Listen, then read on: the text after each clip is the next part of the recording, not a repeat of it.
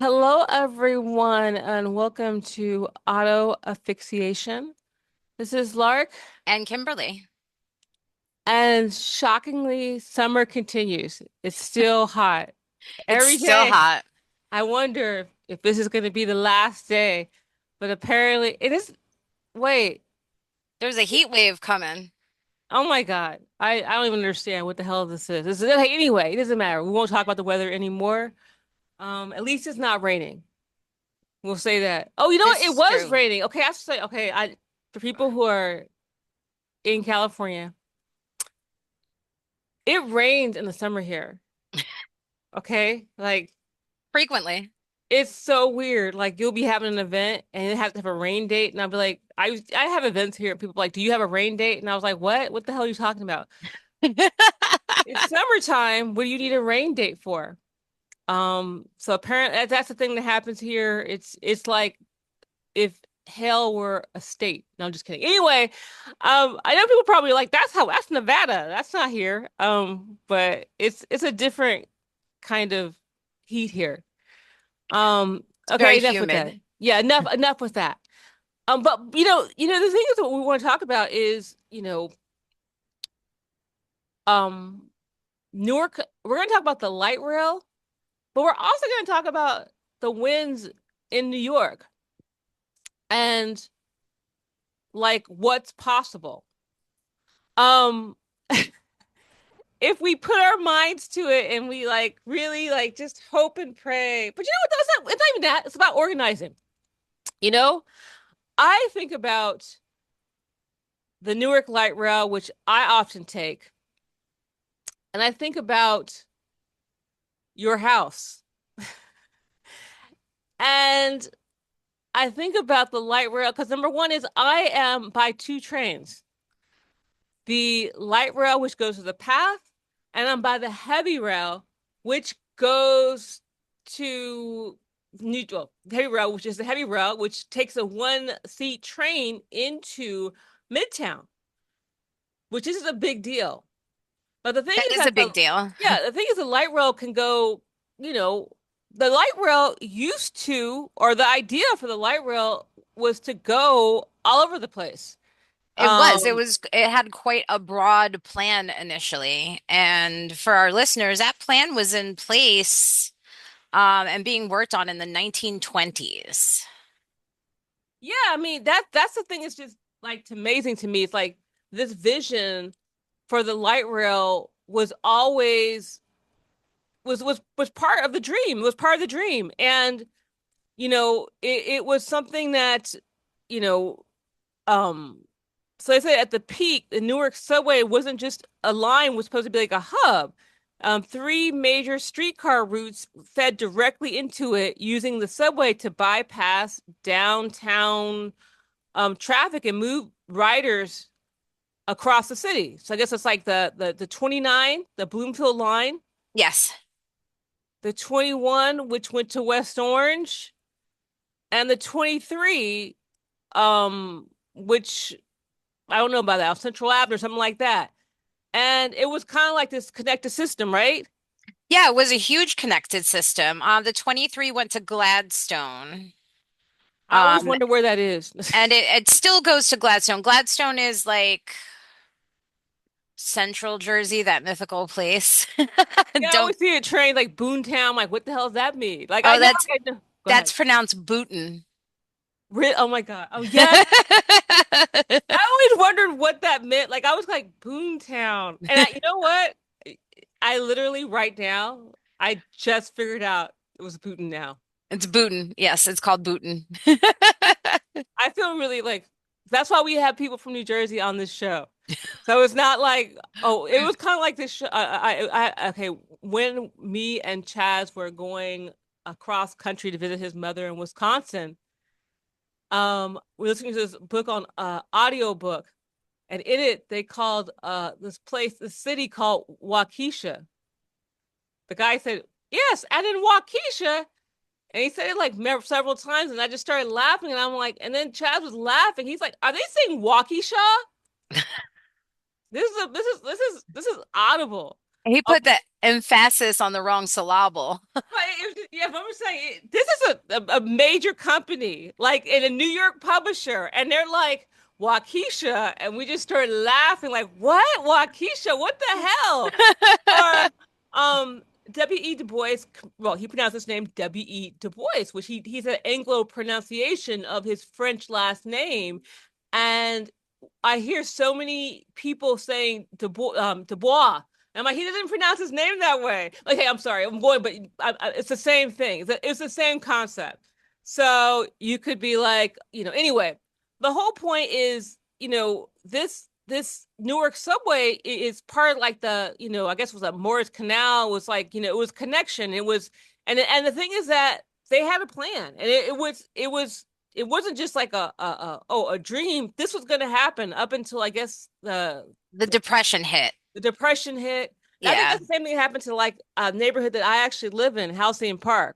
Apparently, it had a pool house. It had all kinds of fancy stuff. It wasn't just going to be like the pond.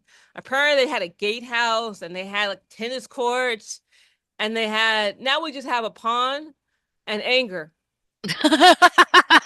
Pond and a next door account. Halcyon Park has a pond and a next door account and Oh, some you gotta. angry neighbors. Next door is the puckered butthole of the internet. It's really like the worst place. Like I don't even know why I'm on next door, but I am.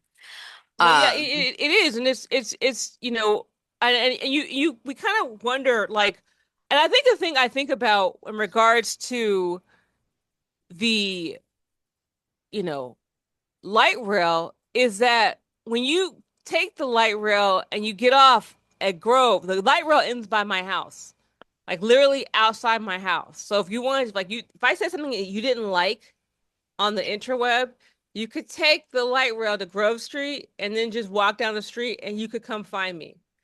Okay. But if you look yonder, I'm not a Boy Scout, so I can't say if it's east or west. Oh, probably east because it's East Orange. If you look yonder, you can see that this light rail should hook up to the heavy rail. Like it's really weird. It's like if it you just look, stops. it stopped. It's so incomplete. It's so incomplete. It doesn't make sense. So there's two ways that it could go. It could go to either Wasessing, which would be for me the most convenient one. It could just go to Wasessing, hooks to the heavy rail, or we could skip that way and go up Ampere and go to East Orange. But the thing is that in a way, I think the East Orange way might be better because it's would also be hooking up. To me, East Orange is one of the most dense areas of Essex, I think. It's really packed here. It is. It's really packed here. Like there's always people walking around. Yeah, it's not only is it super packed, but there are people who it's not like one of the areas that has a fewer amount of car ownership. Yes. And it's kind of wild that not all of East Orange has very accessible public transit. It should have, I mean, put this way, my house has literally three trains. I've got three trains. I have the Grove Street, Wassessing, and Bloomfield. And technically, if I want to be kind of like, I'm 10 minutes away from the Glen Ridge also. So actually, I have four trains by me that I could easily get to by not bus, by bicycle. Two relatively easy walking, and four if I had a bicycle, relatively easy. Pretty pleasant walk if I were on Bloomfield Avenue. The sidewalk. Oh wow. And you have what? How many do you have? Well, there's the East Orange Station, which is by City Hall, which is about a mile from where I live. And then there's a light rail station just over the border in Newark on Park Avenue, and that's 0 0.8 miles. And how's the And walking we situation? have buses as well.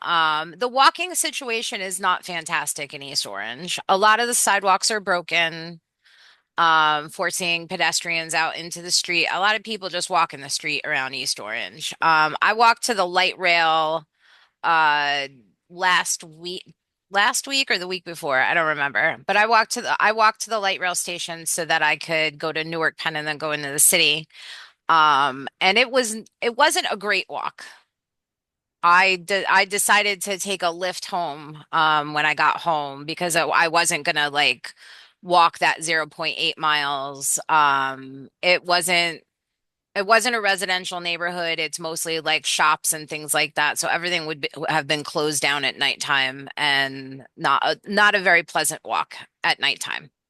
No, I mean, I think that's the thing is just so important. And so I don't think people even realize, and I think this is something that I have noticed in Los Angeles. Two things I noticed in Los Angeles, and how can and I'm going to bring this up. It's like the public transit in historically African American communities have been so bad that most people get jobs and get a car immediately. Well, And I'm because not saying, go ahead. you really have to. Yeah, yeah, you literally have to.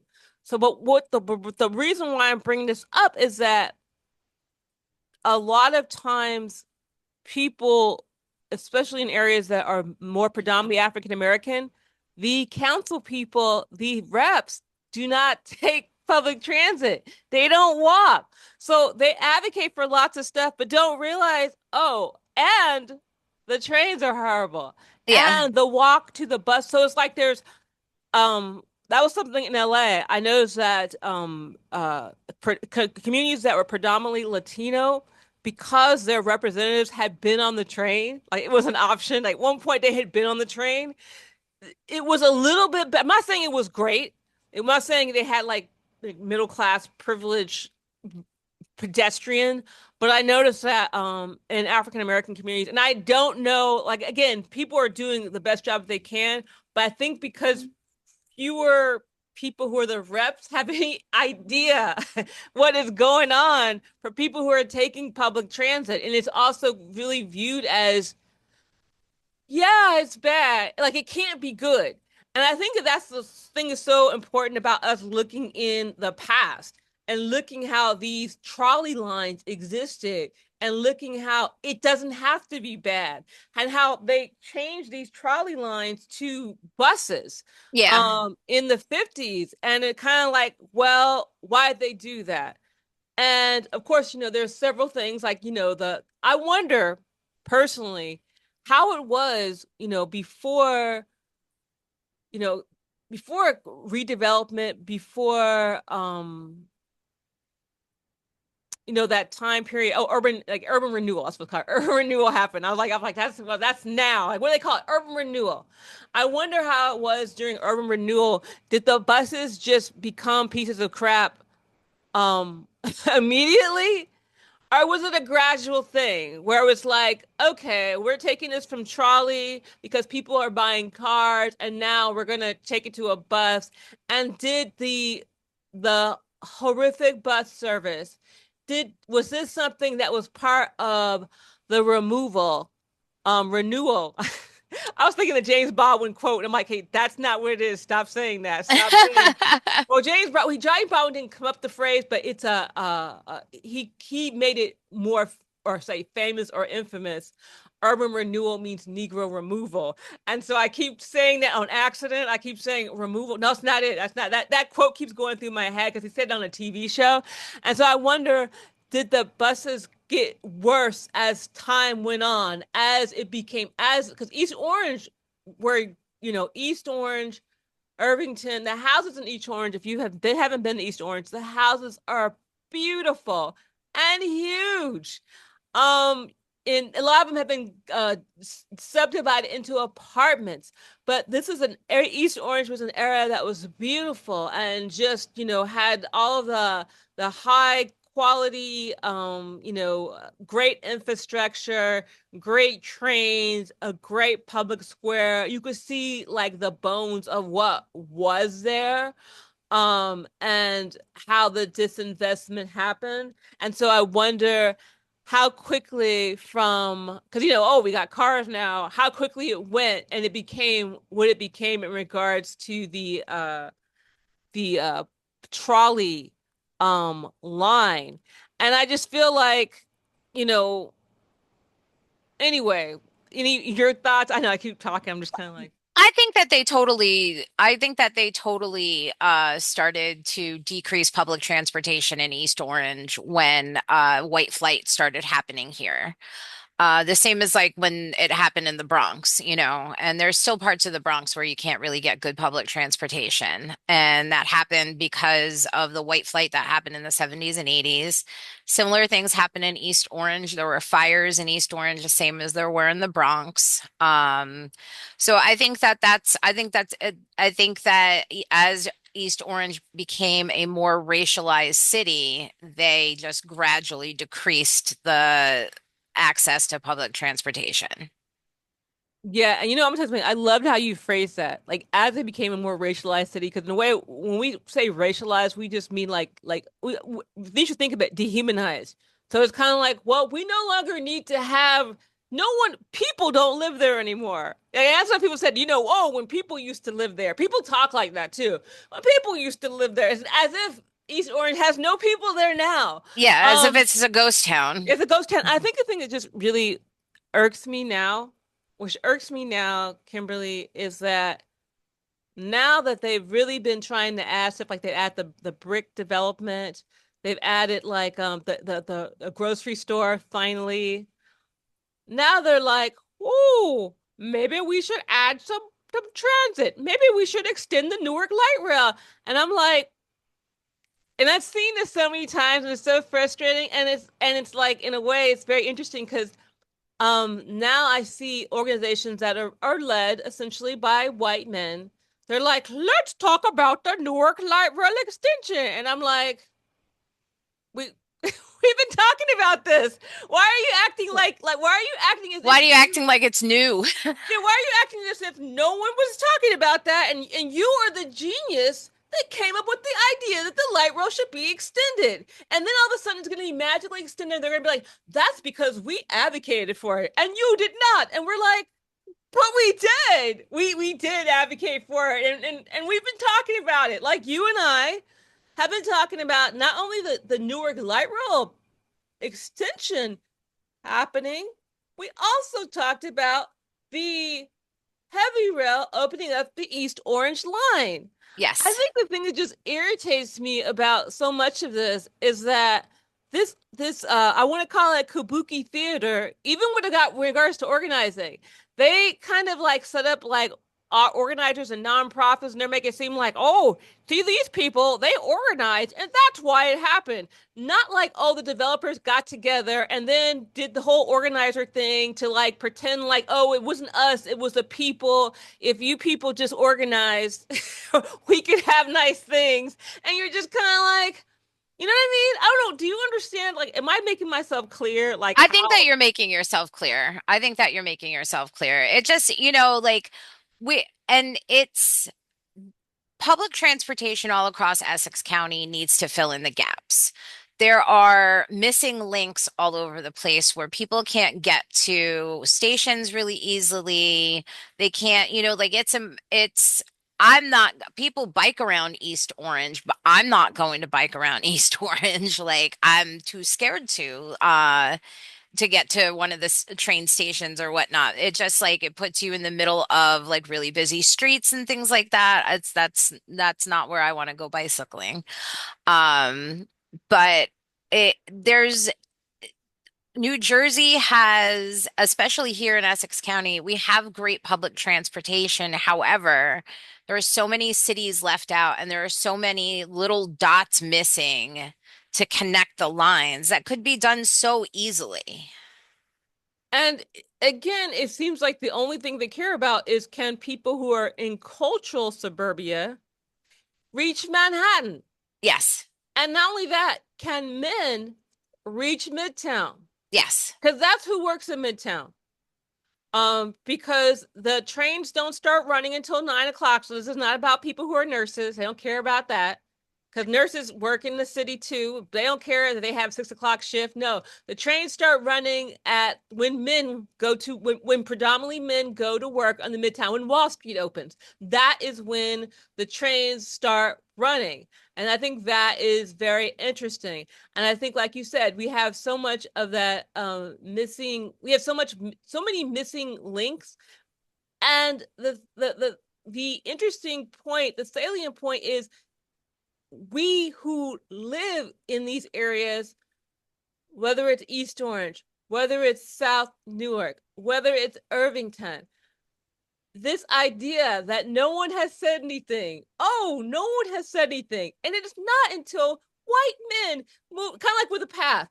Oh, the path was viewed as something that Black people used, okay? Or sorry, the urban population used. And then as soon as certain areas, Jersey City became a point where it wasn't predominantly African American, now all of a sudden the path is coming frequently.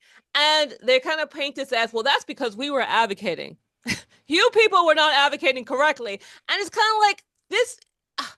I'm not saying we don't need advocacy, but I'm going to call a little bit of bullshit on the reason why these train lines and this frequency was just solely owing to just advocacy. It was also owing to what the advocates looked like. Because there have been people asking for the path to be more frequent. There are people asking for the Newark Light Rail to be extended. These are conversations that's been happening since people who hegemony does not view as people have moved here. You know what I mean? And it just, it's hard to get around. It's hard to get around just inside East Orange. It's hard to get around. And I think that when you know, we also want to talk about New York. Congratulations to the DSA slate, and them winning. But not just that. What Mandami has been doing in New York City in regards to, freezing rent on stabilized units, in regards to providing childcare, this whole like, oh, public projects, they're not realistic. We can't really afford to do anything. You can't do anything. You You go ahead. you can do something, you just have to tax the wealthy. That's exactly what Mamdani did. He said he was going to do it. He did it, and he closed the budget gap simply by taxing the wealthy. They keep telling us stories, and the cracks are starting to appear when we see that these social programs that Mamdani campaigned on are actually becoming reality because of what he did and how he closed the gap. Those cracks are starting to form, and more people, more and more like center-ish Democrats are starting to almost radicalize in a way in their backing of more progressive candidates, of realizing that the government is supposed to provide these services to us. That's It, what our tax money is supposed to do. Exactly. And the thing is that a lot of people are going to say, well, that's because the state helped out. But see, the state helped out because Mandami's like, this is what's going to happen. Yeah. We are going to tax you and we are going to provide this. And you know what? We're going to do it even more. If you can't come up with the money, and it was weird. New York was like, oh, okay, we'll give you some money too. But that money, people think that money would have just happened anyway. It wouldn't have. If if the people had just have been okay with, if the people's will was not going to be done by Mandami, they wouldn't have given up that money. They would not have the state would not have given up that money. And I know people are kind of like, well, we don't know. I think I know because they haven't done it before. They've never done it before. So to me, there's a and also I want to bring up an economic point. It's called the multiplier effect. This is part of Keynesian. And John Maynard Keynes. And what that means is if you make sure that people have more money in their pockets, that is going to improve the economy. That is going to make the world fairer. It's going to improve the economy. It's going to get people to actually go outside. I don't care about the market, but they're going to go outside and they are going to, we'll call it stimulate the economy. And stimulate the economy could be mom and pop businesses. It could be, going out and buying a bathing suit so they could like go in the water. I don't know what people do in New York, right? You guys have pools or something. I don't know. But I mean, it is swim in the Hudson River. I don't know, swim in the Hudson or whatever the hell it is that people do. I mean, yeah. Wear a suit and jump to the pool. I mean, this I is don't think people should swim. I don't think you can swim in the Hudson River yet. I think it's okay. getting there, but I don't think it's there yet. You can't swim in the Hudson. I think they said dolphins were in some area, some pool in Yeah. some area. It's not like, I still every time I'm trying to talk about geographic things or actual like specific things, I think about when my husband asked me, she's like, in California, do they have geography? And I'm like, well, Prop 13 did cut our school, so I don't know. I don't know. Like at the Atlantic Ocean, I know that's something that is happening. But I mean, I think that, that we I think the thing is just interesting, especially within urbanism, especially within neoliberal urbanism, within neoliberal bicycle advocacy, within neoliberal transportation conversations. They still have this weird narrative that not having a car as an option or bicycles and public transit is a nice to have. They don't seem to realize the economy has changed and people actually don't have cars anymore. They Yeah. think it's some kind of weird, like, well, it'd be nice because they're like, well, I don't want to make it seem like it's something for just, we want to just make it for every. I'm like, look, there are people with professional jobs. If we want to, like, put jobs on a hierarchy, there are specifically women. We have a nurse, you. We have one of my new people that I know, she's a speech pathologist, had to had to get a bicycle, riding her bicycle to do speech pathology. You're taking public transit to do nursing. We have women all across the spectrum because the thing is that one of the fastest ways to not have money if you're a woman, if you're a transgender person, is to not be married to a cisgendered white man. That's the quickest way to have no money. And all these people, It is. they do not have cars. They do not have cars. And so this public transit conversation, well, we can't really just get rid of cars because then the people who are the workers, they won't be able to get to work because because they can't afford the rent by these, in Jersey City or in Newark, like downtown Newark or in downtown Montclair. But I'm like this, do you have you actually talked to anybody who People, wasn't a white man who yeah, was people not are 45 making over 100,000, 100, sorry, $250,000 a year? Because I don't think you have. Go ahead. people are already getting rid of their cars, and most of them are women. Like most of the women that I work with are like car sharing, taking public transportation, and when I say car sharing, they're sharing a car with someone else in the home that picks them up and drops them off and so on and so forth. Like it's a lot of people don't have cars.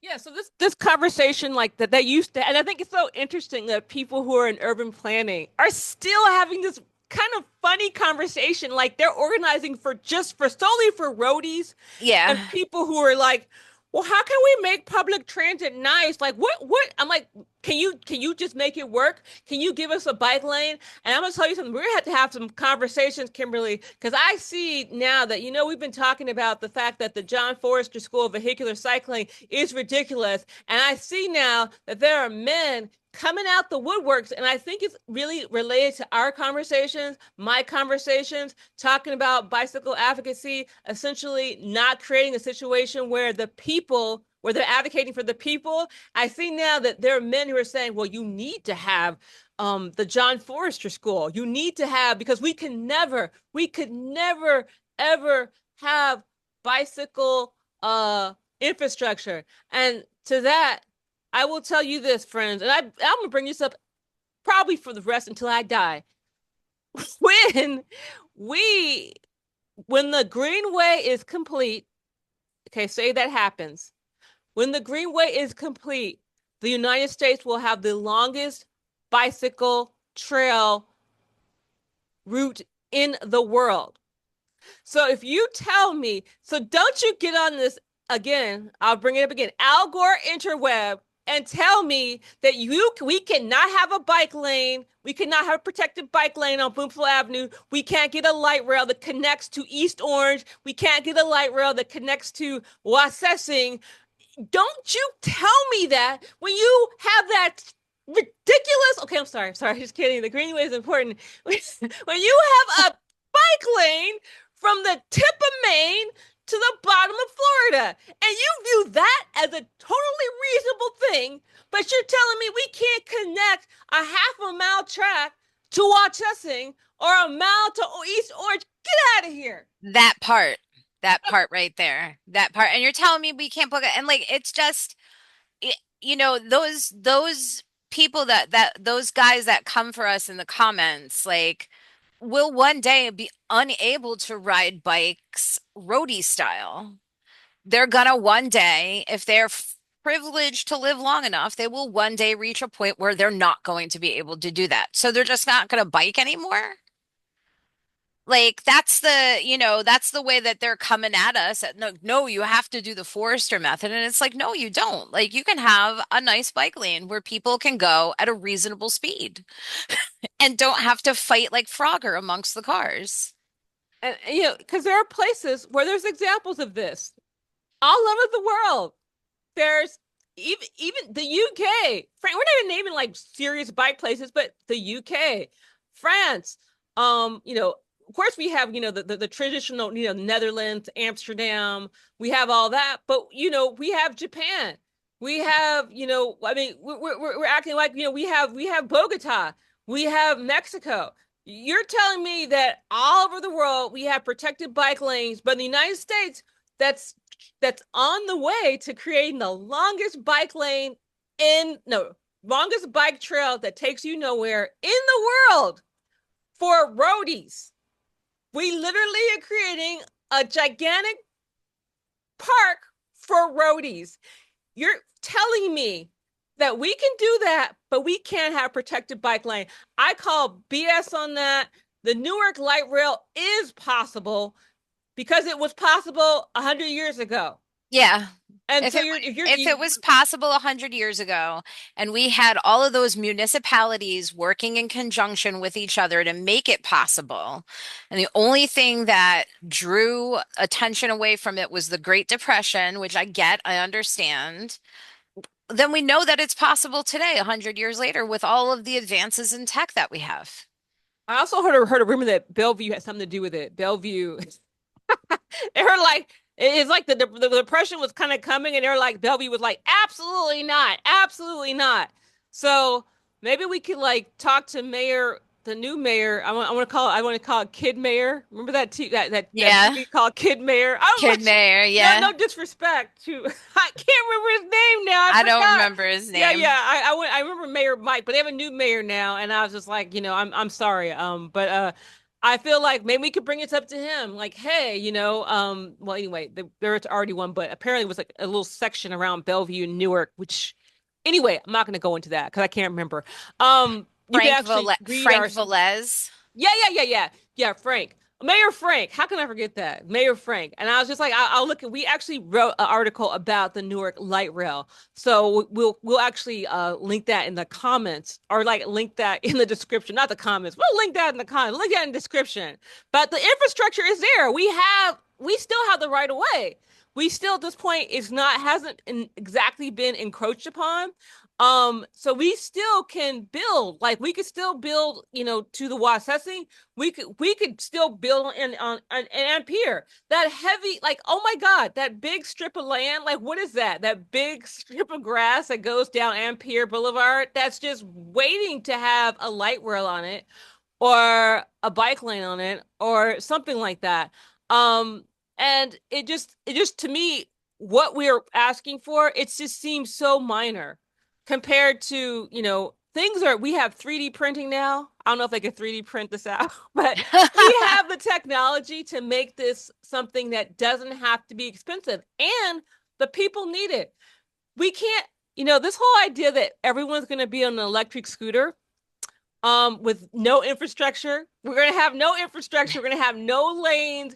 Everybody's just gonna be, and also even with infrastructure, we've seen the Queensboro Bridge and what has happened with deregulation because essentially the bike advocacy has let essentially motorcycle creators uh go under bicycles, and so now we have people going 28 miles per hour, 34, 40 miles per hour in bike lanes in New York City, crashing into people and killing them.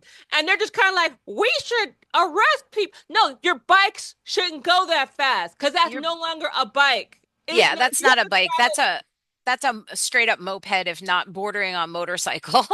Well, also too, because when you have a throttle, you can essentially make it faster, easier. Like it's easier to make things faster if it has a throttle. If that technology is already there. So even if it doesn't, if even if it only goes like 20, you can make it go faster. You could do it, put a little like adjustment on there and make it faster. But in other countries, they have laws to say you can't do that. But the United States are like, well, we're going to continue to allow this motorcycle in the bike lane or scooters that go 40 miles per hour, and we'll just arrest people and sue them. Now, we won't regulate anybody because we wouldn't want to like disturb capitalism.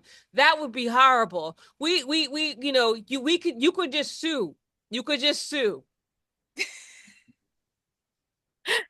Yeah, and I mean, I'm just, I'm annoyed. I'm annoyed because we have this conversation, and I'm annoyed that we have these cowards who won't, stand up to the naysayers who don't want public transit, who don't want cooperation, who don't want people riding their bicycles, who want to keep racialized people, I want to call it racialized, genderized, because essentially, if you're not a white man who's like middle class, you're no longer a human being. So, who cares? Why should we create anything for anybody who's not the demographic that they feel that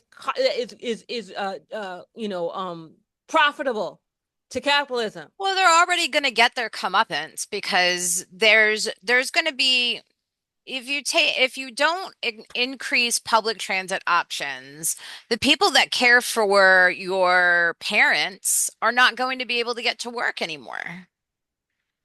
And it's already like my industry has already been so affected by all of these immigration uh strings that Trump keeps pulling. So if you're going to further exclude certain racialized and genderized groups of people, you're not going to have anybody to take care of your family because that's primarily what works in nursing homes is people with protected status and people that live in racialized areas. That's what it is. You guys are gonna, I guess they're gonna have make sure that they're gonna keep their wives and daughters at home and they can watch their mom. They're Yeah, like, good, you could be there in the house. I don't know what they're planning on doing. I don't know, and that's the thing too. I have to wonder who are these people advocating? Who are the advocates and the policymakers? I am so sorry, but the policymakers in urban America, I hope you start reading up on how urban planning works. Um, because it's an important part of your job. You can't get captured by someone who just happens to be on a bicycle and just think that they're innocent and like, oh, bicycles can't be harmful. I'm like, bicycles can hide a lot of things. Um, you can weaponize just like how people weaponize gender, they can weaponize diversity, they can weaponize a bicycle. Don't think that they can't do that. Educate yourself on the progressive ways and people-centric ways that you can do these things. I think one thing that's really good about Ross Baraka is that he was just like, no, we're going to own the bike share. We're not going to have city bike here. We're going to have yeah. our own. He understood that, oh, elite capture. And I hope that, other urban cities realize that private public partnerships in regards to micro mobility is not the way. you can add this micro mobility within your within public transit. You can embed it within government. You can embed it within our program so that we, the people, can own it. And then we, the people, can regulate it for our benefit, not for the benefit of profit and the algorithm and all these kinds of things. Because we're in a dangerous time, friends. I was in Jersey City. I'm about to wrap it up, but I was in Jersey City and I saw a robot like on the street by itself, Did just you rolling kick it? around. And someone and my friend was like, "You should beat it, beat I it." I would was like, kick it. "Yeah, yeah, say she should kick it." I was like, "No, no, we can't do that. Anyway, we can't do that on camera." I know Anyway, they have lots of cameras on them. That's the thing. yeah, and also too, it's in Jersey City, so it was like it was interesting because it was like it wasn't like doing that thing. It was following the lights. So I'm thinking that it's connected to the lights. I don't So, like it. No, but sir, I don't like it. we'll talk about that next time because I want people to know. Because a lot of people say, "Well, that's good because we won't have the delivery drivers."